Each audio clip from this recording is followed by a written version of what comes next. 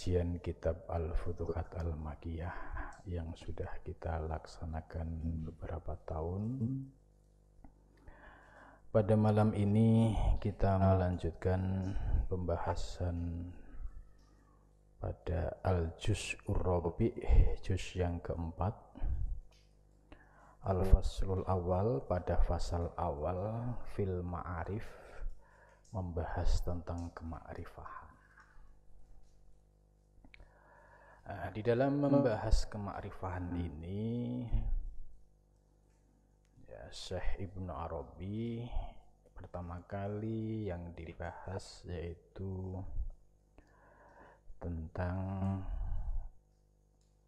hakikat tawaf.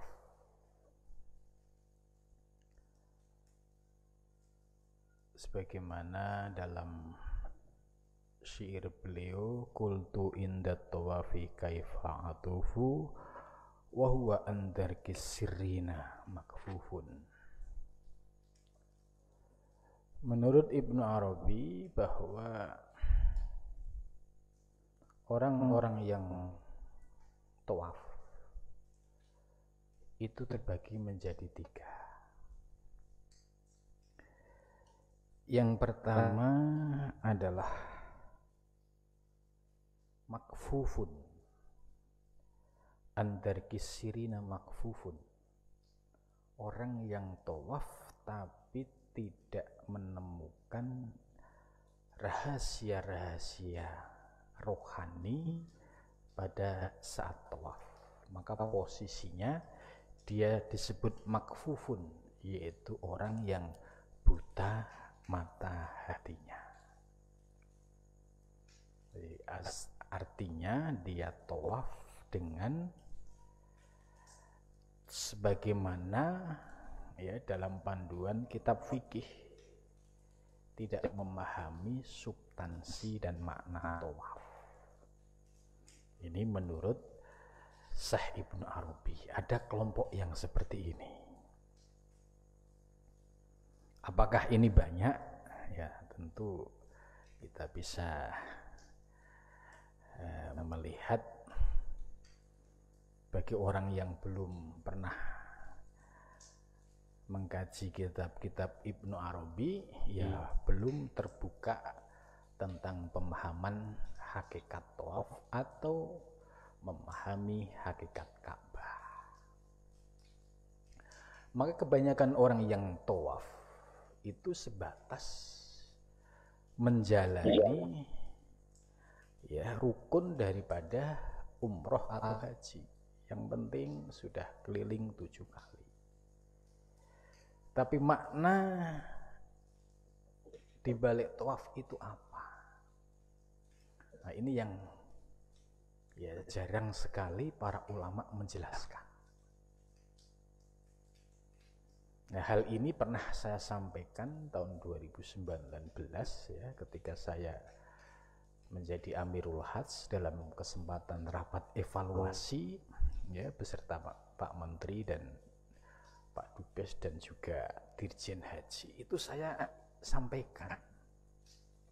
Karena selama saya di Mekah sebagai Amirul Hajj itu keliling, yang saya urai itu adalah penjelasan Ibnu Arabi tentang hakikat tawaf, hakikat Ka'bah, hakikat ihram, hakikat Arafah. Itu ternyata banyak yang tertarik, sampai akhirnya pada rapat tersebut Pak Menteri itu merekomendasikan untuk yang akan datang kajian-kajian filosofis atau kajian hakikat ini perlu disampaikan kepada jamaah supaya jamaah ngerti rahasia-rahasia di balik ibadahnya. Tidak sebatas ibadah yang didasari dengan ilmu fikih. Membaca syair ini wa huwa andarkis sirrina makfufun, ternyata kelompok ini cukup dominan, besar, sebab mereka umroh dan haji didasari dengan ilmu fikih. yang penting syarat rukunya memenuhi. Soal dapat atau enggak, rahasia-rahasia dari tawaf ini ya masa bodoh. Ada yang seperti itu. Nah, kemudian yang kedua,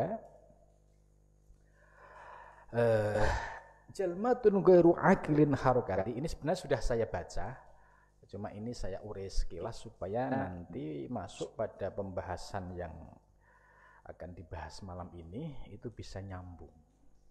Karena kalau ujuk-ujuk saya masuk ke pembahasan sekarang nggak ada kronologisnya, ini agak membingungkan. Nah, yang kedua, menurut Ibnu Arabi, kelompok yang tawaf itu disebut al-mukhayyar, orang yang bingung. Gitu.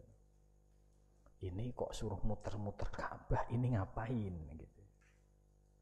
Kalau yang pertama kan masa bodoh, yang penting disuruh tawaf, ya tawaf, ngikutin mutawifnya. Gitu. Yang kedua, mukhayyar, agak bingung.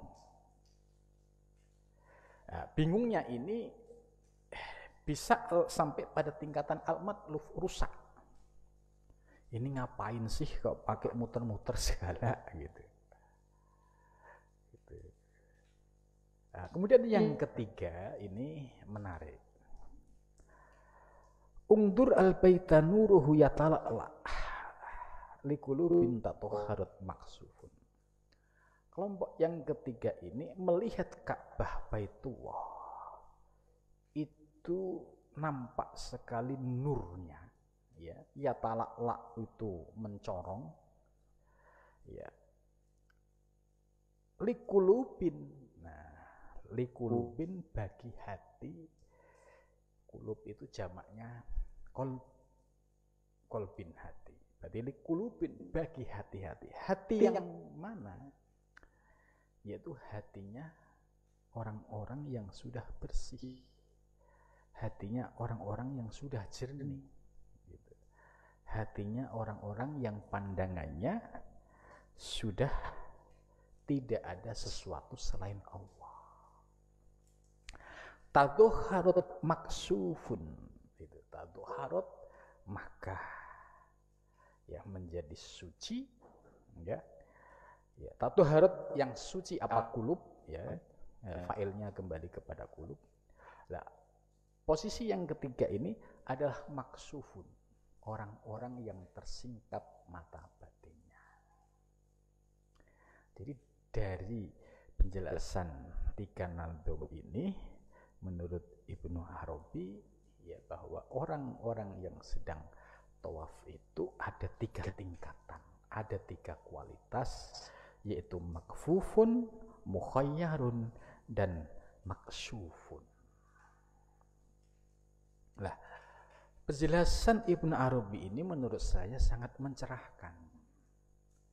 Sebab kalau kita ibadah haji dan umroh itu kan yang paling sering disampaikan oleh bimbingan manasik haji dan umroh itu kan bimbingan secara fikih, sehingga tidak menemukan apa yang dijelaskan pada tingkatan yang ketiga, kecuali orang-orang yang boleh dikatakan para arifin billah. Tapi secara ilmu ini perlu disampaikan kepada umat, gitu, supaya umat ngerti. Oh iya, kira-kira posisi saya ketika tawaf itu di mana? Apakah yang makfufun? Apakah yang mukhayyarun matluf? Apakah yang maksufun? Itu. Nah, jadi dari 3 kriteria ini akhirnya kita bisa memahami, oh iya, ternyata ada kualitas yang istimewa, yaitu bagi orang-orang yang dibukakan anugerah mata batinnya oleh Allah Subhanahu wa taala pada saat dia tawaf, maka orang-orang seperti ini adalah disebut ahli kasfi atau orang-orang yang tersingkap mata batinnya. Nah, kemudian selanjutnya Ibnu Arabi sangat tegas, ya, bahwa dalam memahami Ka'bah Baitullah, ya. Nah, ini ada nadhum lain. Ya. aro al-baita yazhu bil mutafina haulahu wa mazzaharu ilaman hakimin lahu sunun wa hadha jadun la yakhussu wa la yara. Nah, Ibnu Arabi sudah mulai membahas tentang hakikat Ka'bah. Ka'bah itu harus dipahami ya secara lahir dan batin. Wa hadza jamadun, ini adalah benda mati. Ini kata Ibnu Arabi. Ka'bah ini benda mati. Kan bahan dasarnya dari apa? Kan tumpukan batu-batu. Ya, bahkan Ka'bah itu sudah berkali-kali mengalami renovasi, apalagi zaman dinasti Umayyah Abbasiyah itu dulu sampai Ottoman ya Utsmani itu mengalami perubahan berkali-kali. Ya, Ibnu Arabi menjelaskan wahada jamatun, ini barang benda mati. Kalau benda mati ya harus dipahami ini berarti ada hakikatnya. Ya Ka'bah memang secara fisik benda mati. Tapi karena Allah Subhanahu wa taala sudah perintah bahwa kita ya untuk sholat itu harus menghadap kiblat dan kiblatnya adalah Ka'bah Baitullah. Maka harus dikaji dari sisi hakikatnya. Bahwa Ka'bah secara fisikly adalah benda mati, tapi hakikatnya di balik Ka'bah itu sebagai simbol keesaan, simbol ketauhidan. Jadi kita bukan menyembah pada fisikly Ka'bah yang berupa batu, tapi kita menyembah Allah Subhanahu wa taala ya sebagai ya simbol di balik Ka'bah ini. Nah, pemahaman seperti ini juga jarang disampaikan kepada umat. Nah, maka banyak kalau kita lihat orang-orang sedang tawaf itu melihat Ka'bah ada yang sampai nangis-nangis gitu ya. Apalagi Ka'bah dianggap sebagai Baitullah dipahami secara letterlek. Oh, berarti di dalam Ka'bah ada Allah gitu kan. Nah, berarti ini Allah bertempat. Nah, ini kalau tidak didasari dengan akidah Asy'ariyah ya bisa salah paham lagi. Ini Ka'bah sebagai Baitullah berarti di dalam Ka'bah ada Allah. Nah, ini sudah salah paham. Padahal di dalam Ka'bah ya kosong, hanya ada 3 tiang di dalamnya. Nah, pemahaman Ka'bah Baitullah ini juga harus dipahami secara utuh bahwa Ka'bah itu sebagai simbol keesaan Allah Subhanahu wa taala. Ya, dari alam semesta ini Ka'bah inilah sebagai titik ya, pusat ya, simbol dalam keesaan Allah Subhanahu wa taala.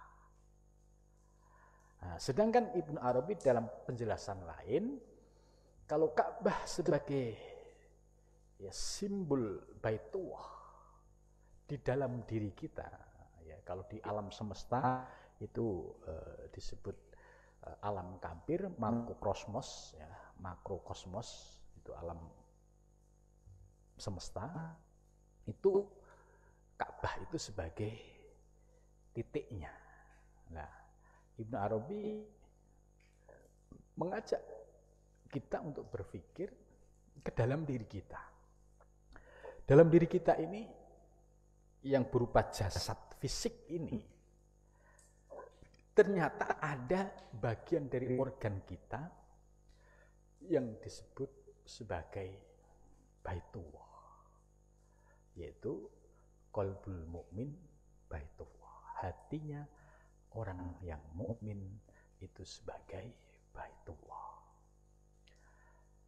Tentu hati yang hatinya orang mukmin tentu hati yang harus dipahami secara utuh, yaitu hati yang bersih dari segala kesirikan, baik syirik khafi maupun syirik jali.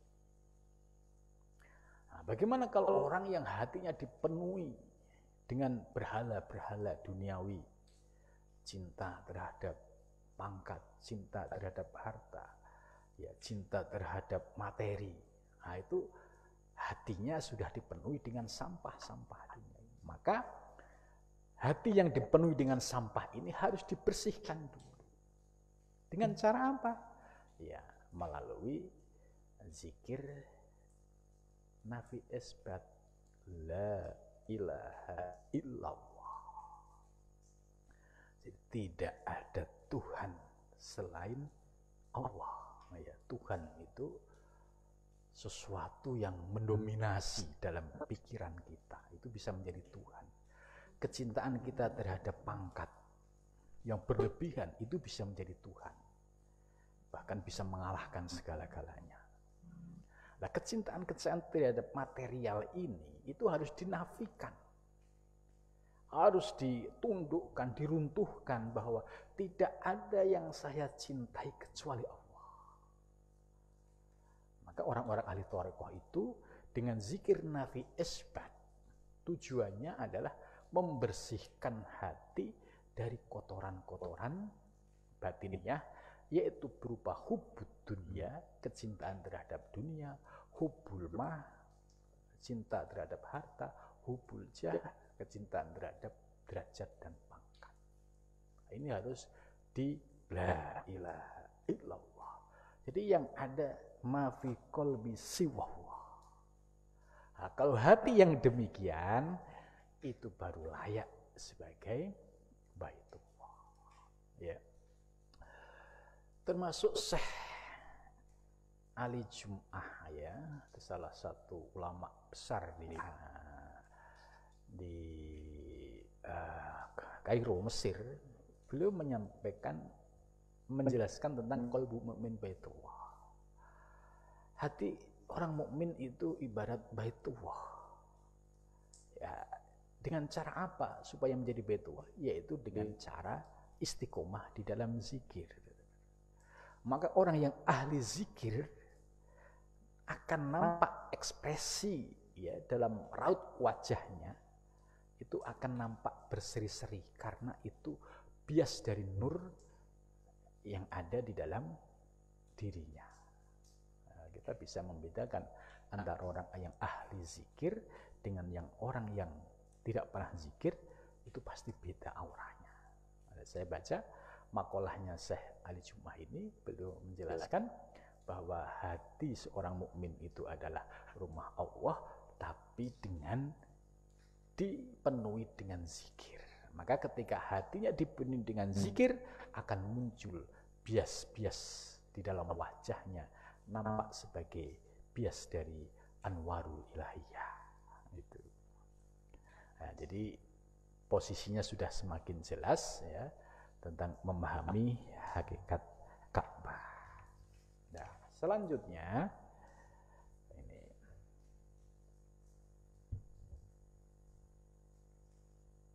ini penjelasan sebelumnya supaya nyambung. Ibnu Arabi menjelaskan ini. Ka'bati hadhihi, ya, qalbul wujud wa arsi li hadzal qalbi jismun makhluq. Ma wasi'ani wahidun minhuma. Fattaifuna biqalbikal asrar fahum bimanzilati atsatikum inda tawafiya bihadzal ajar. Ini menurut Ibnu Arabi bahwa Ka'bati hadhihi, jadi Ka'bahku ya ini qalbul wujud, hati yang wujud yang nyata. Wa arsil hadzal qalbi wa ma wasi'ani wahidun minhuma, karena menurut hadis qudsi yang lain bahwa bumi dan langit itu tidak mampu menampung, ya, rahasia-rahasia ilahiyah, akan tetapi hatinya seorang mukmin inilah yang mampu menampung rahasia-rahasia ketuhanan. Ya. Terus dalam penjelasan berikutnya, fakun abdan, ya, jadilah kamu sebagai seorang hamba, wakul, dan katakanlah al-azzu antarkil idrok idrokun.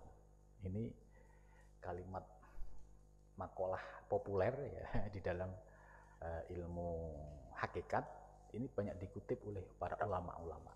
Jadi al-azzu andarkil idrokun. Bahasanya sederhana, cuma maknanya sangat dalam. Jadi supaya kita bisa merasakan tentang rahasia-rahasia ketuhanan itu, ini disarankan harus memiliki sifat al-azzu, yaitu lemah, merasa tidak berdaya, merasa tidak punya daya dan kekuatan. Jangan sampai muncul keegoan, muncul keakuan. Nah, selama muncul keakuan, keegoan, itu tidak akan pernah bisa terbuka, tersingkap di dalam memahami wilayah ketuhanan. Maka al-azzu andarkil idrokun, merasa lemah, tidak berdaya dari menemukan sesuatu yang dicari, itu adalah sesungguhnya idrok. Idrok itu sesungguhnya dia telah menemukan itu.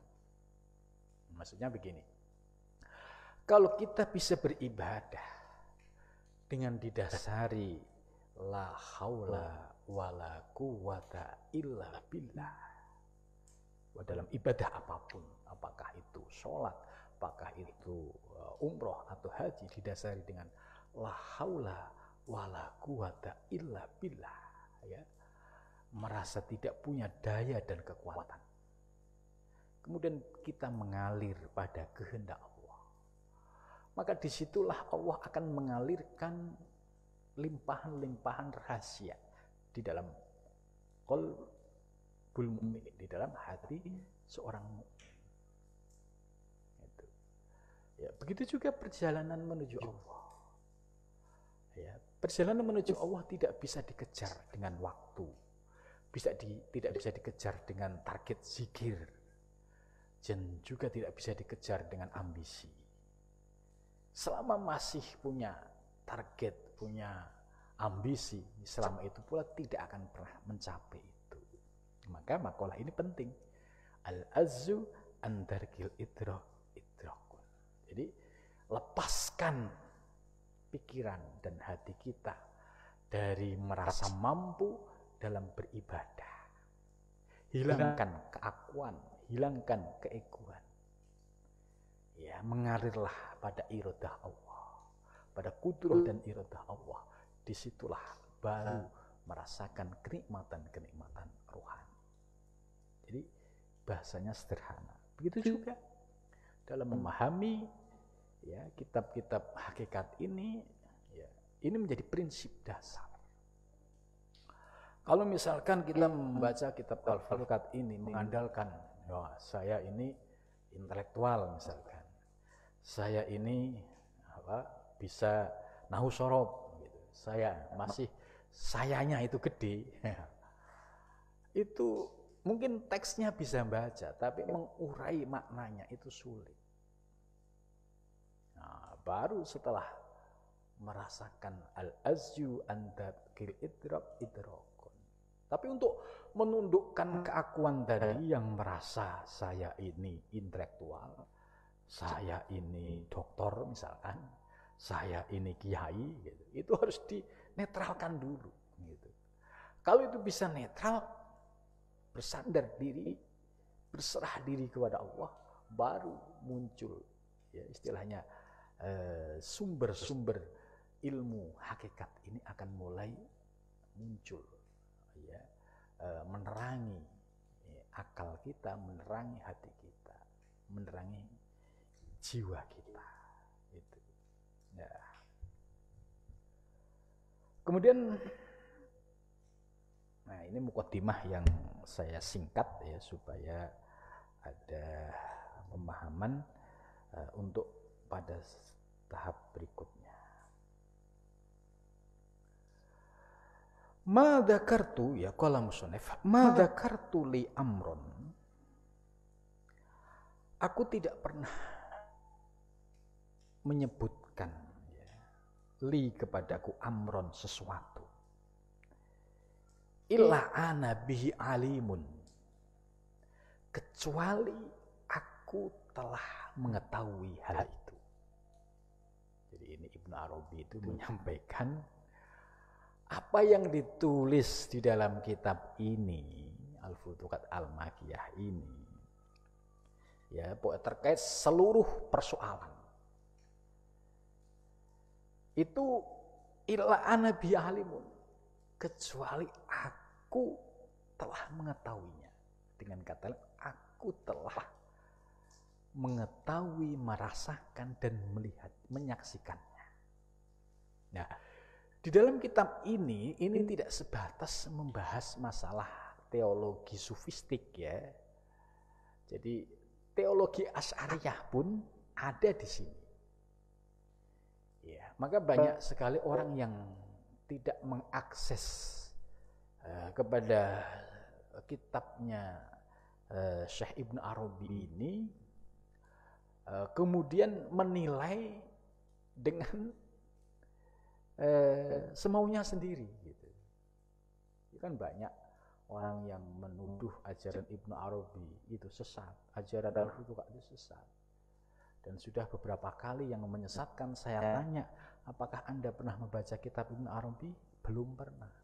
Dari mana Anda bisa menyesatkan ajaran Ibnu Arabi? Katanya gitu. Wakila, kola wakila. Ya, itu sudah beberapa kali orang yang punya pendapat menyesatkan, tapi ketika saya tanya, dia kola wakila. Padahal di juz awal di Muqaddimah ini Ibnu Arabi itu sudah menjelaskan secara detail akidah Asy'ariyah. Sebab akidah Asy'ariyah menjadi background, dasar, pondasi untuk memahami akidah ahlillah. Jadi beliau menggunakan akidah, ya istilahnya kalau bahasa sekarang itu akidahnya para sufi, akidahnya ahlillah. Itu orang-orang yang memahami tentang ketuhanan. Jadi dasarnya tetap akidah Asy'ariyah. Ya, jadi itu yang sering kali disalahpahami. Ya. Orang ngertinya wahdatul wujud dinisbatkan kepada Ibnu Arabi. Padahal di kitab ini saya cari tidak ada satu kata pun ya istilah wahdatul wujud. Ya, ini kan itu tadi banyak orang yang salah paham. Padahal itu istilah wahdatul wujud itu istilah yang digunakan oleh muridnya Ibnu Arabi yaitu Syekh Al-Qunawi, tapi dinisbatkan ini ajaran gurunya. Tapi dalam kitab ini beliau sangat hati-hati. Karena secara istilah teknis memang problem. Nah, beliau sangat menghindari itu. Begitu juga dalam kitab ini isinya menurut saya ini ensiklopedia yang luar biasa, ya alam semesta. Bahkan aspek eskatologis, ya aspek alam barzah. Itu Ibnu Arabi menjelaskan secara detail. Bahkan menjelaskan neraka, ya, neraka. Itu Ibnu Arabi menggambarkan secara detail seluk-beluk neraka. Nah, maka pernyataan Ibnu Arabi di awal ini, madzakartu li amron illa ana bi alimun, ya berarti Ibnu Arabi bisa menjelaskan neraka secara detail, ya berarti Ibnu Arabi sudah menyaksikannya. Jadi ini luar biasa. Bahkan ilmu ekologi juga ada di kitab ini, ya, tentang struktur tanah, ya, tambang itu ada saya pernah baca ada. Saya takjub luar biasa ini kitab ini. Gitu. Jadi ya eskatologi ada, ya terkait dengan ilmu ya, tambang ada. Ya. Ini termasuk ya ilmu yang luar biasa. Maka ini yang perlu digarisbawahi. Madzakartu li amron, ini pernyataan Ibnu Arabi. Aku tidak menyebutkan sesuatu ya dalam kitab ini kecuali aku telah mengetahuinya. Gitu. Maka kita tidak ragu lagi ya, bahwa apa yang disampaikan oleh Ibnu Arabi dalam kitab sami'na wa ata'na. Andai misalkan udah ngaji tapi kok nggak paham-paham gitu.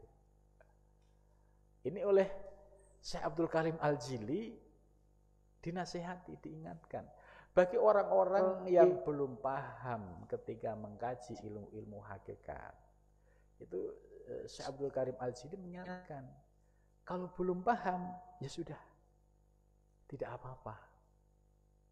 Yang penting kamu jangan ingkar. Ya. Jadi taslim aja gitu. Jadi solusi dari Syekh Abdul Karim Al-Jili, kalau ada penjelasan ilmu-ilmu hakikat kok belum paham, itu jangan seunduan dulu gitu. Apalagi menghakimi itu sesat gitu kan. Ini diingatkan. Lebih baik taslim dulu. Taslim itu, oh ya, saya yakin bahwa yang dijelaskan oleh Syekh Ibnu Arabi itu benar. Cuma akal saya belum bisa menerima. Nah, ini lebih aman, taslim. Jangan ya ilmu tidak seberapa mendengar langsung, wah sesat itu. Nah, kalau orang yang punya sifat seperti ini nggak bakalan kefutuh, nggak bakalan kebukaan oleh Syekh Ibnu Arabi itu. Maka Syekh Al-Jili memberikan isyarat, yaitu taslim dulu dan jangan ingkar. Sebab kalau ada keingkaran itu berarti hati sudah ketutup, dan kalau ketutup ya selamanya tidak akan terbuka, tersingkap di dalam memahami ajaran-ajaran hakikat ini. Ini ibarat mutiara, ya. Proses untuk mencari mutiara itu perlu piranti yang cukup rumit. Maka ketika kita belum paham, tadi taslim, jangan ingkar. Jangan sampai ya seperti orang-orang yang istilahnya kemelindi. Kemelindi itu membaca kitab Ibnu Arabi nggak pernah, tapi sudah berani nyesatin lagi. Ya, ini ada kelompok seperti ini ada. Padahal kalau dia mau baca, toh seandainya dia punya kemampuan baca teks Arab, tapi tidak punya zuknya, rasanya, itu juga sulit untuk bisa mengurai, bisa menjelaskan secara gamblang. Karena ini ilmu-ilmu batinnya, ilmu Tuhannya. Ya. Tapi tidak punya zuknya, rasanya. Wa huwa bidzati musaddarun qaim. Qultu. Laqad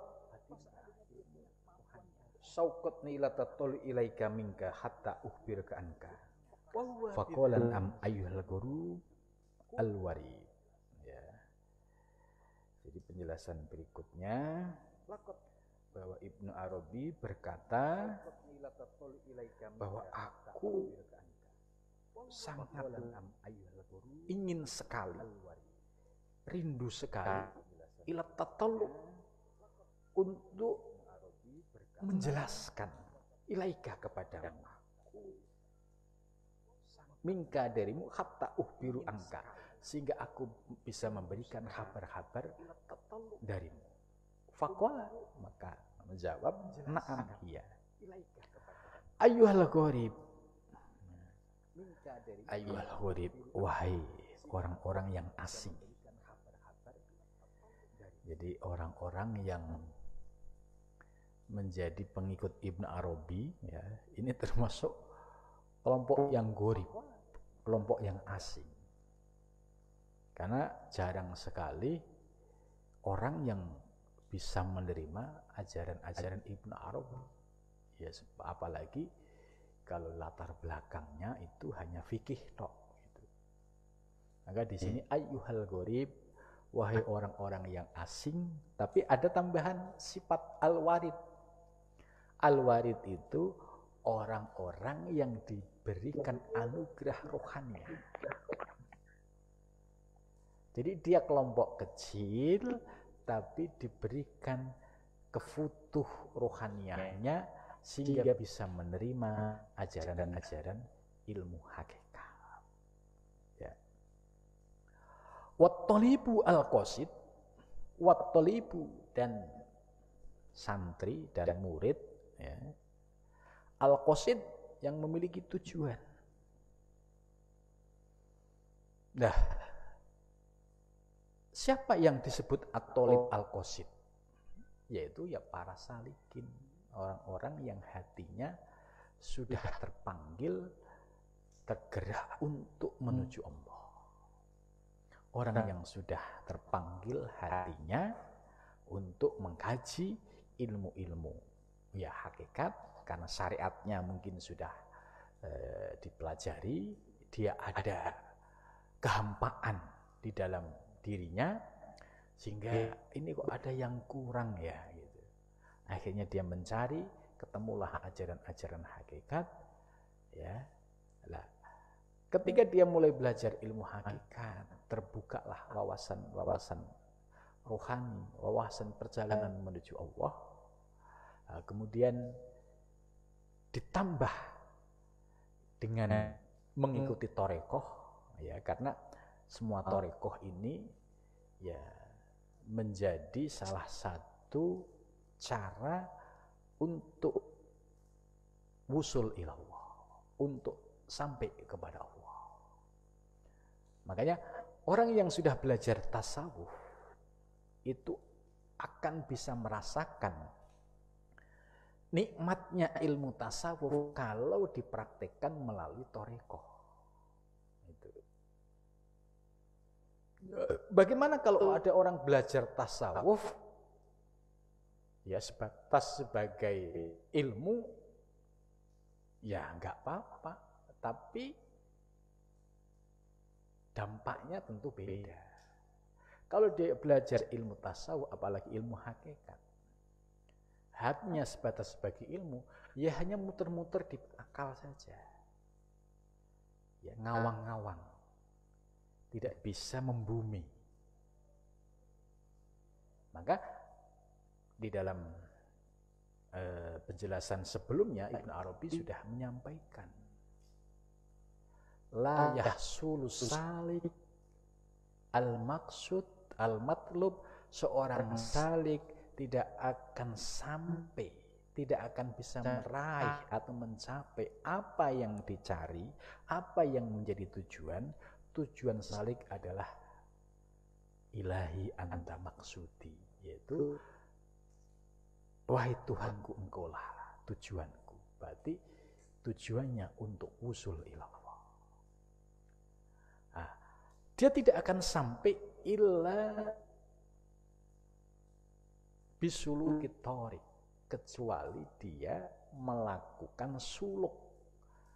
Ya, suluk itu proses pengamalan ilmu melalui sebuah thariqah. Karena di dalam thariqah ini ya diajarkan metodologi untuk melawan hawa nafsu ya, supaya hati kita bisa jernih ya dengan zikir, sampai akhirnya kita diberikan anugerah wusul ilallah. Itu adanya pada ilmu thariqah. Maka praktek tasawuf ya harus disempurnakan dengan thariqah. Supaya apa? Supaya bisa merasakan zuknya, bisa merasakan hal ya, kondisi spiritual sebagai seorang pejalan.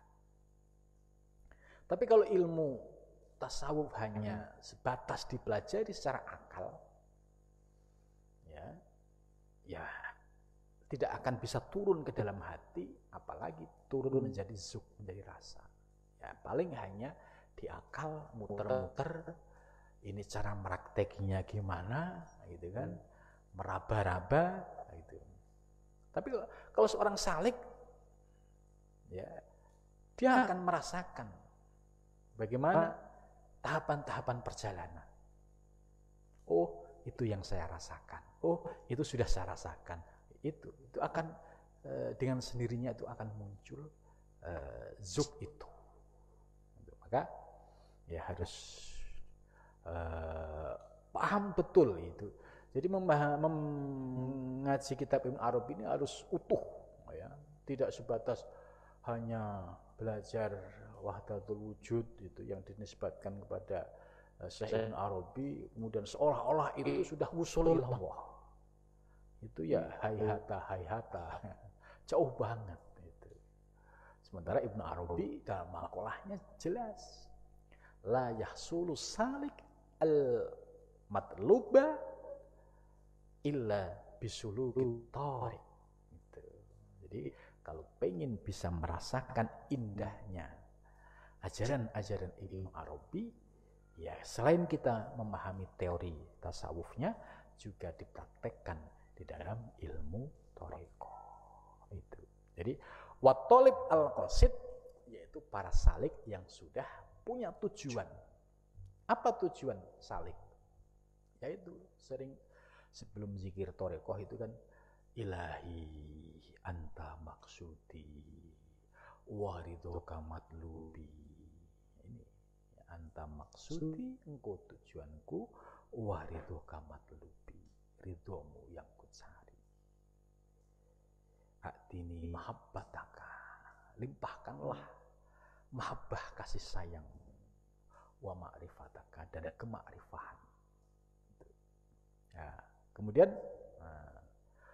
udkhul, masuklah, ma'i, sertaku, Ka'batal hajari, Ka'bah yang berupa hajar. Hajar itu batu. Fahuwa al-bait al-muta'ali, fahuwa, maka bermula Ka'bah al-hajar, al-baitu, yaitu rumah, al-muta'ali, yang tinggi, anil hijabi, dari hijab, wasatri, dan tutup. Nah, ini kalimatnya sederhana.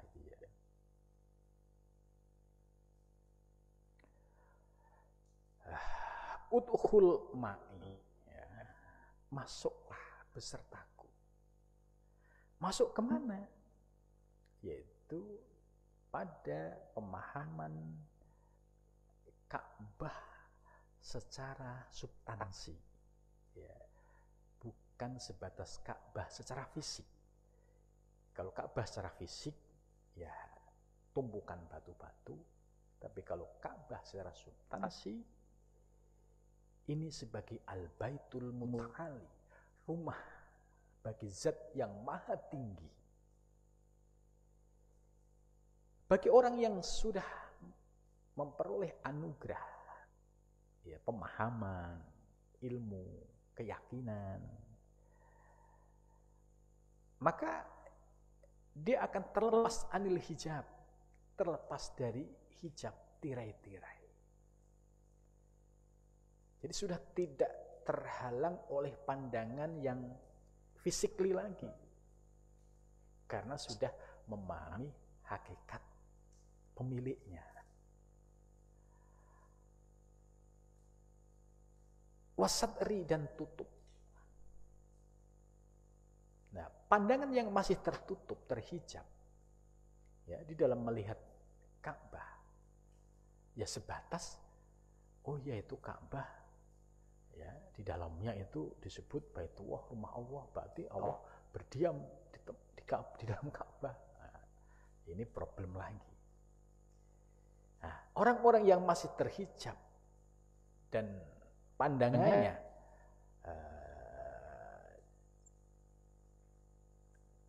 dipenuhi dengan tirai, maka tidak akan mampu melihat yang hakikinya. Jadi orang yang masih terhijab dalam melihat Ka'bah yang hakiki, maka dia, ya, orang yang masih terhijab dengan Ka'bah yang physically, ya, itu tidak akan mampu bisa merasakan pemahaman tentang Ka'bah yang hakiki. Maka bersyukurlah orang-orang yang sudah bisa memahami Ka'bah yang physically, Ka'bah secara fisik, ya, tidak lepas dari itu, tapi bisa memahami hakikat Ka'bah yang hakiki. Sehingga Ka'bah yang hakiki itu sebagai al-baitul muta'ali, rumah zat yang maha tinggi, anil hijab, dari tirai, wasatari, dan tutup. Itu. Wa huwa madkhalul arifin. Nah, pemahaman yang demikian atau rasa yang demikian, yaitu orang yang sudah bisa memahami Ka'bah secara hakiki, ya, itu madkhalul arifin, masuk pada wilayah, istilahnya radar para arifin billah. Nah, ini luar biasa ini. Jadi kalau kita diberikan anugerah oleh Allah, ya, memahami Ka'bah tidak sebatas Ka'bah physically, tapi memahami Ka'bah secara maknawi, secara substansi, ya, maka itu termasuk kita menjadi bagian atau radar dari madkhalul arifin, yaitu wilayahnya para arifin billah. Ini. Wa fihi rahatut ta'ifin, dan di dalam ini ya sebagai rohah itu istirahatnya para ta'ifin, orang-orang yang sedang tawaf. Ya, artinya orang-orang yang sedang tawaf, ya, terutama para salik, ya, itu kan setelah memiliki pemahaman ilmu ini, ketika kita tawaf itu pasti mengalami beberapa situasi, kondisi. Awalnya mungkin kita tawaf secara syariat, ya, yang penting mengikuti mutawif lah, ya, suruh keliling ya keliling. Tapi setelah mendapatkan pemahaman ilmu, itu akan tersingkap tentang hakikat tawaf. Kemudian setelah kita mengkaji ini, seperti mukadimah tadi, ada tingkatan orang yang buta, orang yang bingung, orang yang maksuf, orang yang tersingkap batiniahnya. Ini pasti ada keinginan untuk bisa merasakan itu. Dan dia tawaf. Gitu. Dengan kesungguhannya, tapi dengan tadi al-azju andaril idrakun, ya, insya Allah, ya, apa yang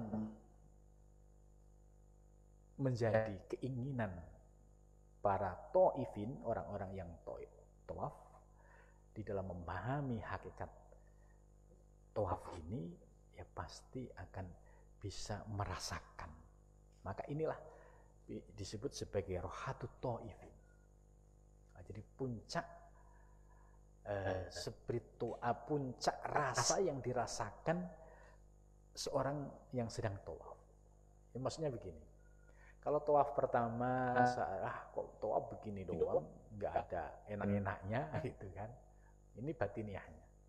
Tawaf kedua sudah mulai memahami, tapi belum merasakan zuknya. Gitu.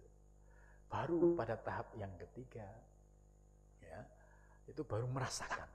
Oh, ini toh maksudnya. Oh, ini toh rasanya. Itu. Maka ada pengalaman, ya, seseorang ketika tawaf itu, tawaf pertama tidak mengenal, tidak melihat Ka'bah, tidak melihat Allah. Pertama dia tawaf hanya sebatas melihat Ka'bah. Nah, itu tawaf yang kedua, ya, dia tawaf tidak melihat Ka'bah, tapi melihat Allah. Artinya sudah masuk pada wilayah hakikat, substansi. Yang ketiga, dia tawaf melihat Ka'bah, menyaksikan Allah. Nah, ini yang istimewa. Ini yang disebut rohatut ta'ifin. Karena itu, dengan penjelasan Ibnu Arabi yang demikian ini, tentu orientasi kita ketika saat tawaf, tentu ada keinginan, ya Allah, mudah-mudahan bisa merasakan yang ketiga. Nah, itu paling enggak yang kedua lah. Gitu. Kalau yang pertama, yaitu tadi, ya, hanya sebatas pakai ilmu syariat. Ya, itu saya kira penjelasan sampai di sini dulu.